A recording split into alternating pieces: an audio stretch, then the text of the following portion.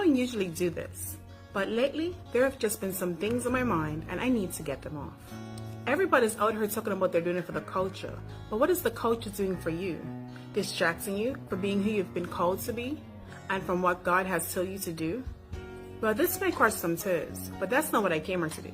I came to hit you in the nose. Take this straight to your brain. Trust me, what they're trying to do is brainwash you. Don't let what everyone else is doing or what everyone else says you should look like distract or hinder you from doing what God created you to do. First of all, God created you unique. Now, why would you go and take your unique self up and go and try to fit it into everyone else's mold? He said, she said, yeah, okay, but what did God say? Does what they say line up to what God says about you anyway?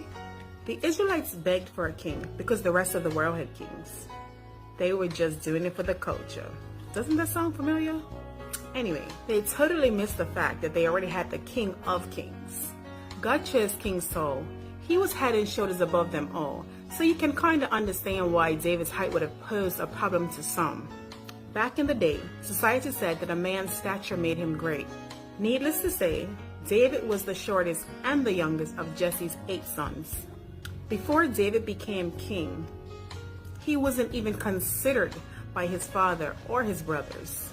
They determined his worth by his age and his size. Let's just imagine for a moment, you want to go to college, to get a great job or start a great business, to support you and your family. And then someone tells you, find something else to do because that don't make any sense. The competition is too stiff.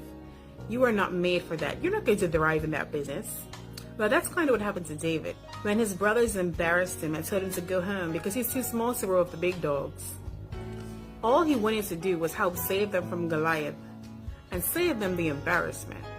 Like David, you know your capabilities and your strengths. David killed a lion and a bear.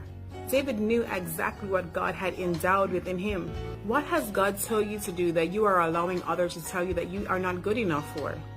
Maybe you've heard you're too slim, or maybe you're too fat, you're not qualified enough, or that you're not pretty enough.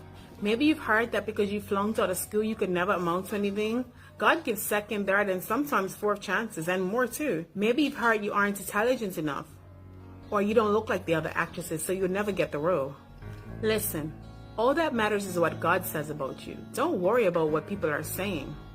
The culture doesn't understand what God put inside of you. They do not get to dictate to you what God told you to do.